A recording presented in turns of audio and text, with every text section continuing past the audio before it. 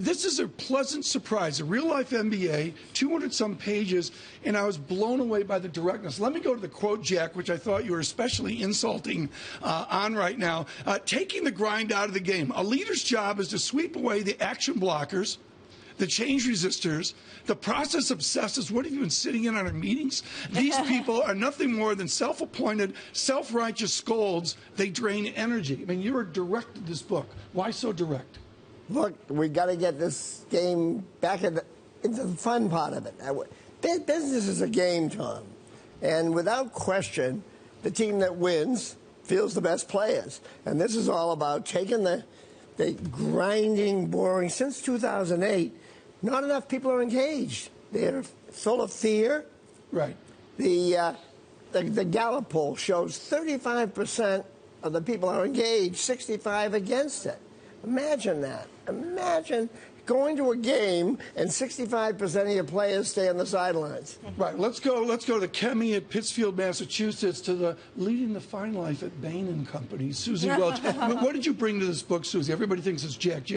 No. But you did Bain for years. I mean, it's Jack. No, but I mean, I'm a writer and an editor. I've been a writer and editor my whole life long, so I was the conceptual editor and the writer, and I would have to say I contributed a few. What do we get wrong in our MBA-itis today? Well, we have a chapter in this book called Getting Whacked and Getting Better. I mean, I got an MBA. I got it at Harvard Business School. I didn't have a course on getting whacked. But in fact, that's what really happens in life. I mean, that's what really happens in companies. You get a competitor who comes in, like suddenly buys your second biggest competitor, and suddenly you're the small guy, or you get fired, or you get whacked. And so we have a whole chapter on what to do when you get whacked so that you can get out of it. What do we do? Well, there's a list of things you can do. Read the first the thing book, is, Tom. for God's sake, you have the book. I mean, I think the first thing you do is you own it. You say, I got whacked. Okay, first there's always a lot of denial and cover-up, and you say, I got whacked. Here's what I did to contribute to the whack. And then there's several other steps about changing the way you do strategy and changing the way you approach the markets. Yeah. But there's a little bit of getting whacked in this book, and there's a little bit of being the whacker. I mean, this is when you talk about that quote that Tom talked about, the action blockers.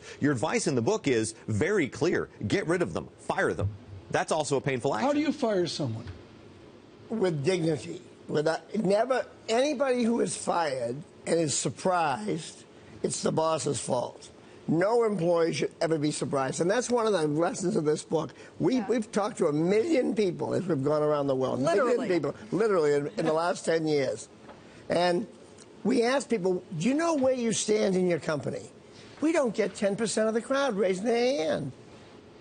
People are working in a job where their bosses are not telling them what they need to do to improve. Can you tell Olivia with that accent that he was captain of the Salem, Massachusetts high school hockey team? I could. It sounds like you're from Salem, Mass. I am. So why is an MBA not worth it? I have a lot of friends in business school. They appear to be taking out huge loans and spending about $30,000, taking fabulous trips. Well, we don't say that. Yeah, MBAs, there is a time and place for an MBA. If you've got 2 years and the money and the flexibility to give up the $300,000 involved in getting an MBA, you could go to a leafy campus, go to one of the top tier schools, okay? But now you can get an MBA education. You can get it in a book or you can get it online. There's lots of ways. I mean, there are certain people. Wait a minute, you can get the Jack Welch Management Institute. We have 900 students growing 40% a year. But it's an online course, and people nowadays, it seems to me, go to grad school, particularly for the, go to the MBA for the social component, for the networking. Well, there's no question, you're right, that's the missing link in an online school, and we're working wildly. We had a meeting here with our New York area graduates the other night. I'm on a webcast twice a month. Our dean is out in the country meeting with our students, but it's hard. It's a trade-off. That's a trade-off. You give it up. You give up the socialization for the low cost. And you pay $39,000. You get an MBA. You stay in your job. You grow. Our graduates are getting 65% of them are getting promoted, 18% raises while they're there. Can I quote from the gospel according to Jack and Susie? And we're going to come back and talk about the book. Are we going to have to hold hands and have the service? Here we go. Sing Kumbaya. Here's Jack Welch quoting, "Sometimes you want to go where everybody knows your name." He's quoting from Cheers. All you're doing is just pulling out all the Massachusetts references you can come up with. We're talking about expats. Is Norm going to show up for the next block? Jack and Susie with us here as well.